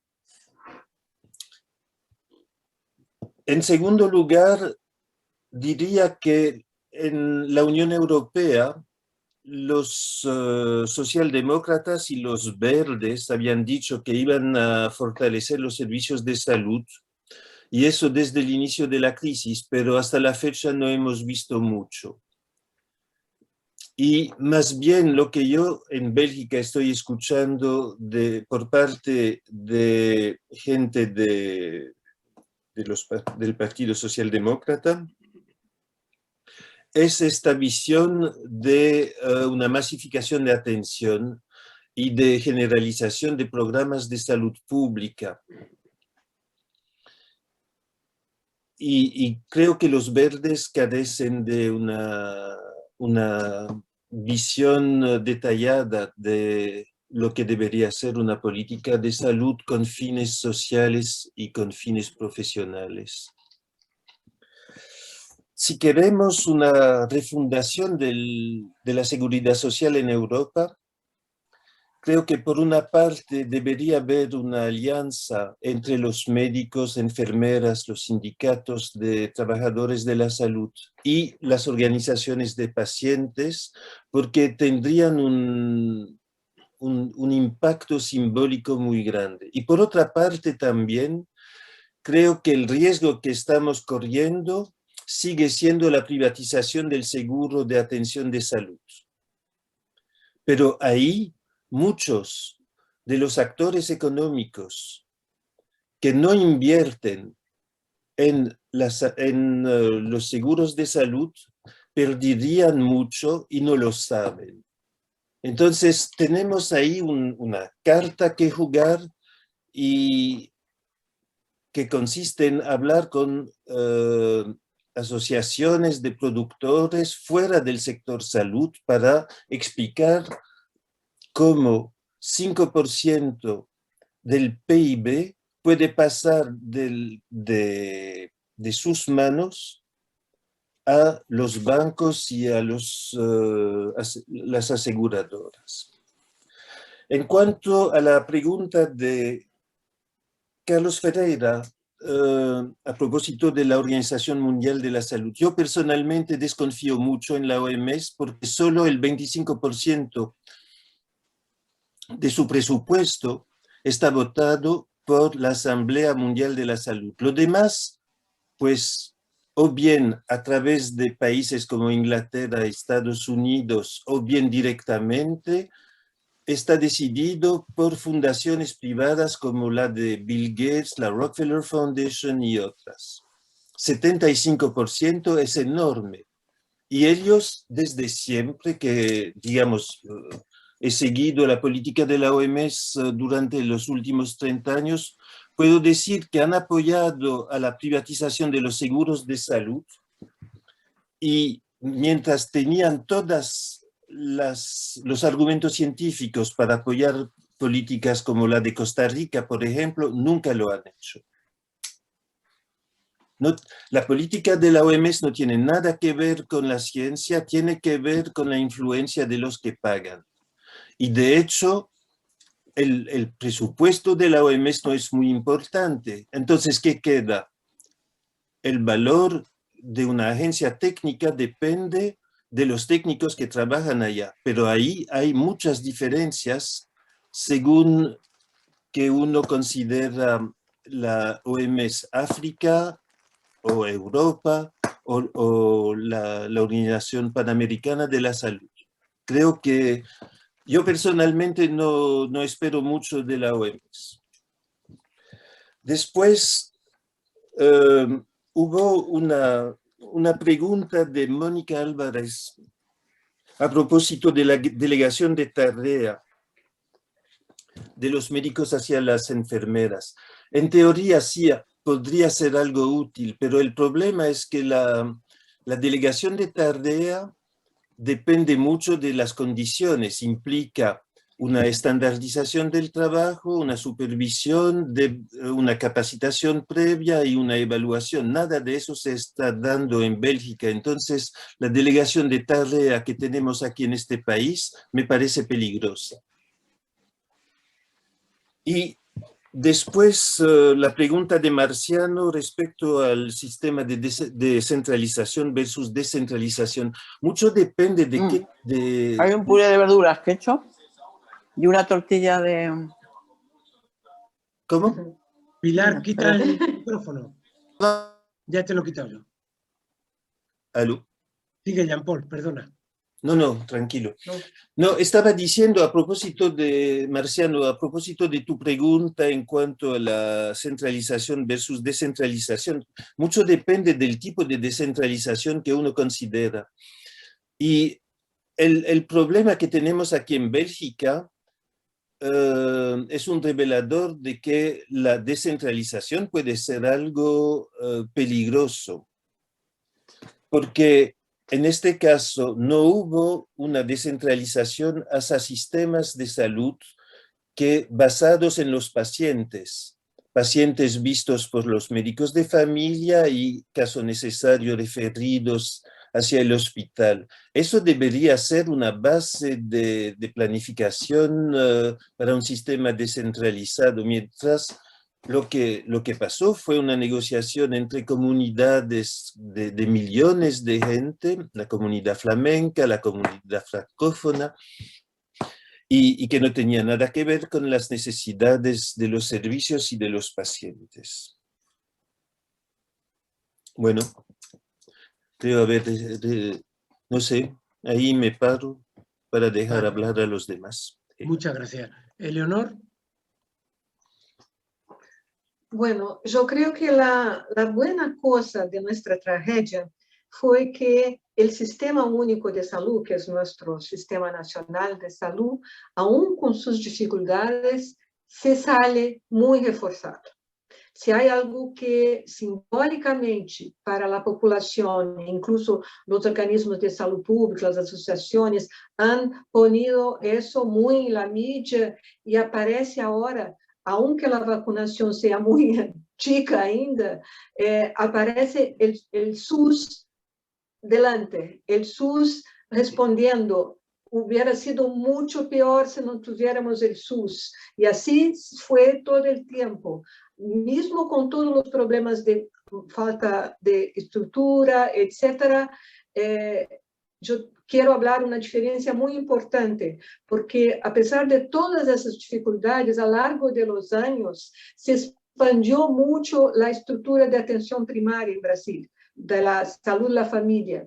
Y es muy distinto las capitales con sus problemas, las favelas, etc., y el interior del país. En el interior del país, la unidad de salud, el centro de salud y la salud de la familia juega un rol muy importante. Hoy tú vas al nordeste de Brasil, tú vas al interior de este estado, vas en cualquier parte de Brasil, tienes dos cosas muy importantes de estructura y equipamiento social, que es la escuela pública y el centro de salud. Entonces, esto fue una gran conquista del Sistema Único.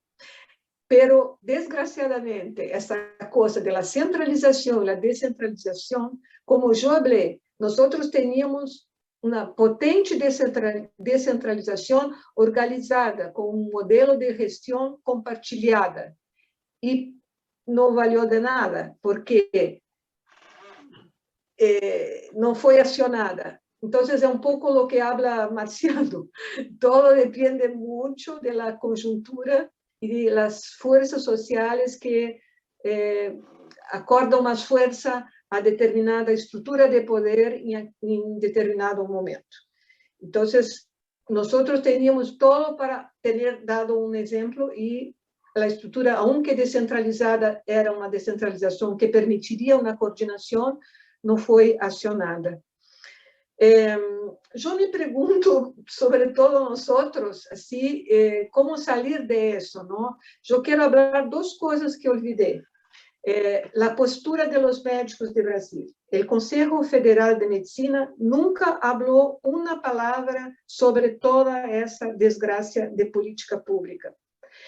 Tiene un memorial en su site por los médicos que murieron, porque al principio ni había equipamiento, nada, pero tiene este memorial, pero no tiene una crítica a lo que se ha hecho.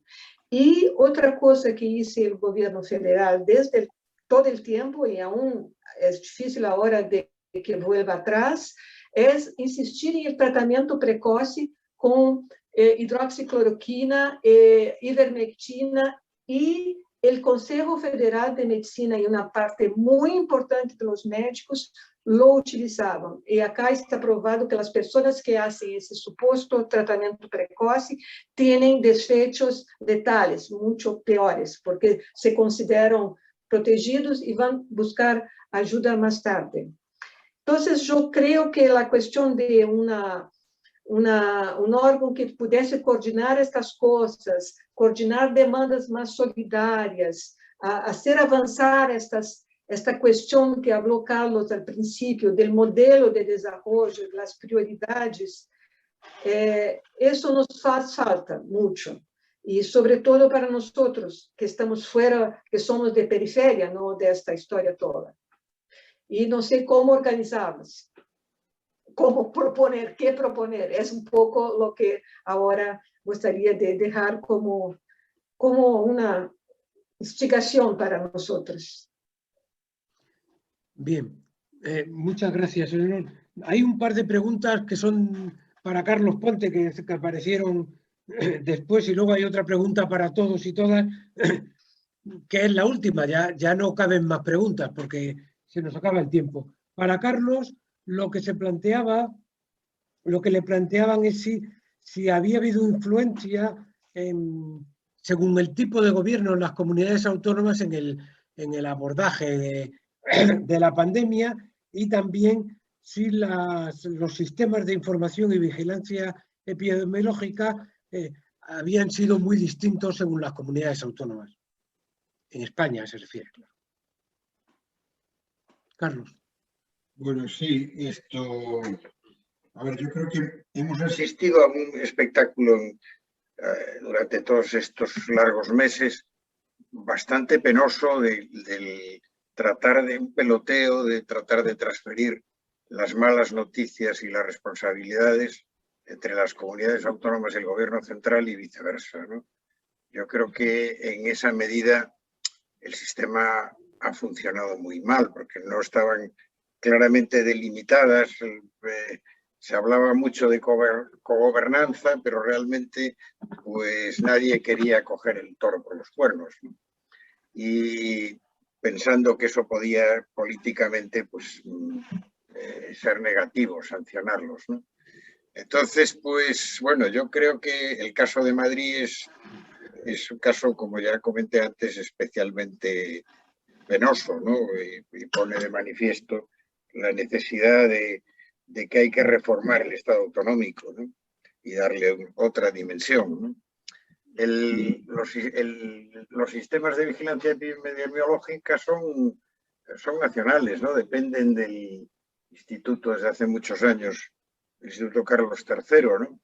Luego existen, bueno, pues aplicaciones de ese sistema de vigilancia epidemiológica en cada autonomía, ¿no? Pero, y sí ha habido diferencias entre las autonomías. Algunas autonomías yo creo que han sido más diligentes que otras. Por ejemplo, en Asturias, desde el primer momento, pues se hicieron test y pruebas diagnósticas de manera muy precoz y muy efectiva, aunque a otras autonomías les costó más incorporarse a este proceso, ¿no? A esta técnica. Y bueno, ha habido diferencias, pero en general, con la excepción de Madrid, el sistema ha funcionado de manera, yo creo que bastante similar en las 17 autonomías, que no ha habido cosas muy trascendentes, ¿no?, para la evolución de la pandemia. Y no sé si me dejo algo que me habías preguntado. No. Básicamente era eso, ¿no? Vale. Bueno, la última pregunta, ya es la última, que hay para todos y todas. Dice, ¿cómo explican los ponentes la baja contestación social ante las medidas erróneas de los gobiernos? Estamos en un ejemplo máximo de expropiación de la salud. A los negacionistas no les importa la salud. ¿Cuánto va a durar esta sumisión ante muchas medidas erróneas y ante algunas limitaciones de la libertad de dudosa eficacia? Por ejemplo, dice las mascarillas en los espacios abiertos.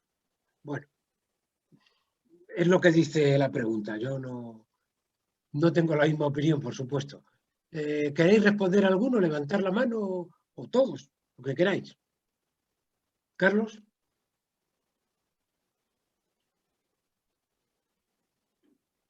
La verdad es que no entendí bien la pregunta, pero... Está escrita en el chat. Ajá. ¿Escrita a dónde? Alternar, inclusión de la medida, tocarse, eso. De alguna manera yo creo que lo que quiere decir es que la población en general ha tenido muy poca capacidad crítica respecto a las medidas que han implantado los sucesivos, tanto el gobierno central como las comunidades autónomas, ¿no? Me parece a mí que la pregunta es esa, ¿no? Pues sí, es verdad, yo coincido en eso, ¿no? Que realmente la participación de la ciudadanía y el debate, este ha sido yo creo que un rasgo muy característico, ¿no? del gobierno de la pandemia, ¿no? El que ha habido, a mi entender, bastante autoritarismo, ¿no? Pues,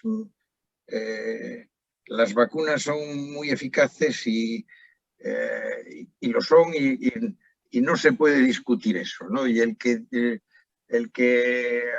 quiera hablar de efectos adversos o quiera preguntar determinadas cosas o conocer cómo son los ensayos clínicos, pues parece que se coloca en el campo del negacionismo, ¿no?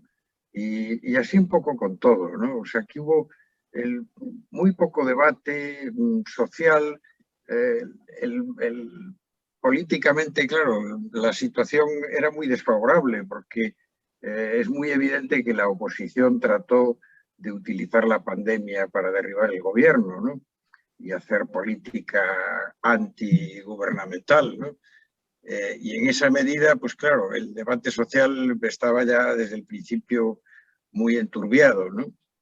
Pero sí es llamativo como una y otra vez, y eso está detrás, yo creo que del ascenso del neofascismo, pues hay muy poca participación ciudadana o ninguna en el debate político y dentro de las instituciones, ¿no? Intervención en las instituciones.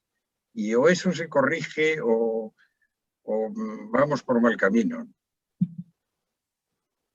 ¿Alguien más? ¿Sally quiere decir algo? ¿Jean-Pierre? Solamente en el Reino Unido no hay una oposición política. El partido es muy débil y pues el gobierno hace muchos errores con menos crítica que podemos esperar. Y la oposición tiene muy poco impacto. La vacunación es un gran éxito, es una cosa espectacular, es un gran éxito. Este es muy importante para la fortuna del partido, del gobierno. El virus no mata a los niños. Yo creo que hubiera sido muy diferente si había, gracias a Dios que no hay, pero la vacunación, el virus mata, la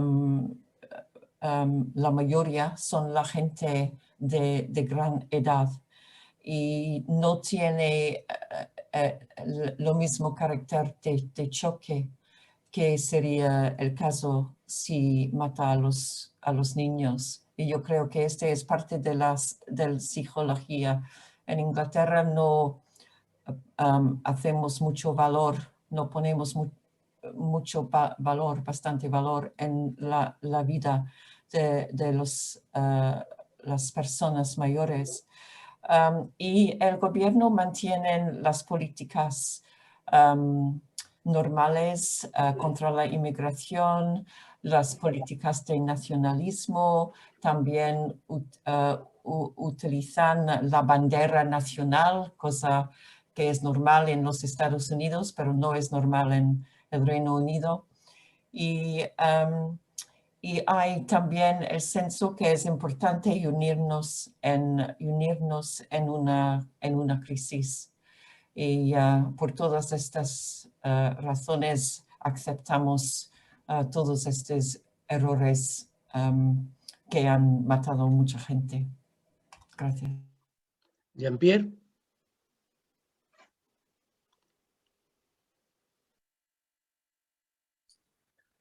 Sí, si bien hubo movimientos sociales en Holanda, en Alemania, en Francia, poco en Bélgica, fue porque las compensaciones para los sectores económicos parados por la gestión de la crisis se las consideraba como insuficientes y de hecho hubo desigualdades tremendas. El gobierno belga ha apoyado mucho a la compañía nacional o, digamos, la compañía de aviación, que solo tiene 1.500 empleados y dio un montón de dinero, no me acuerdo de las cifras, mientras que para los 250.000 artistas de Bélgica no hubo casi nada. Entonces, eso es el tipo de contestación social que hubo en este país y en los países vecinos igual. La gente se preocupaba de eso mucho más. Y diría que hubo también la dificultad de entender lo que pasa en el sector salud. Es el sector más complejo, creo yo, de todos los sectores de actividad humana y la gente carece de criterios para entender lo que pasa. Y eso explica también, creo yo, la baja contestación social ante las medidas erróneas de los gobiernos. ¿Ya? Sí. Eleonor. Eso es una cosa que nosotros tenemos nos cuestionado mucho en Brasil, que es cómo puede acontecer todo esto que pasa acá, que es una escala y una dimensión incomparable, como habló Marciano, a los problemas que ustedes tuvieron. Nosotros es una cosa muy, muy terrible. Hace más de años que miramos un negacionismo, ataques a la ciencia y todo tipo de cosas que uno ni siquiera pudiera imaginar que fuera así tan peor. Y una, yo no diría pasividad, una perplexidad que viene, yo creo que no se puede salir a la calle. Eso beneficia mucho a Bolsonaro. El hecho que no hay manifestaciones fuertes en la calle. Hubo horas de bater la, ¿cómo se dice? La ola. No. Oh, yes. Bueno, olas. Cacerolas. Cacerolas. Sí. Bueno, a tal hora, etcétera, apagar las luces y cosas así, pero nada muy contundente, nada muy contundente. Lo que después de un año, estas presiones todas quizás llegaron a eso, a forzar decisiones de la Suprema Corte. Y ahora tenemos esta situación. Pero es un poco a reflexionar. Yo creo que el compañero de Argentina habló esta cosa también aquí alguien habló del trumpismo, del bolsonarismo, del avance de esas corrientes. Eso es algo que es muy preocupante. Yo creo que también los movimientos sociales están así como que y la cuestión de la contaminación impide los movimientos en la calle que siempre son mucho más fuertes. Bueno, pues muchísimas gracias. Muchísimas gracias a vosotras y vosotros, ¿verdad? A los ponentes, a los participantes. Y bueno, pues yo creo que ha sido muy interesante el debate y nuestra intención, como ya dije al principio, es, lo hemos estado grabando, lo colgaremos en la web y nada más. Buenas noches desde España y buenas mediodías, ¿no? Que creo que es en Brasil, ¿no? 2 horas, 3 horas ahora, la tarde. 3 horas. Bueno, pues nada. Bueno, vale. Gracias a todos y todas. Muchas gracias. Muchísimas gracias a todos. Hasta luego. Gracias. Adiós, también. Chao, chao. Adiós. Sí.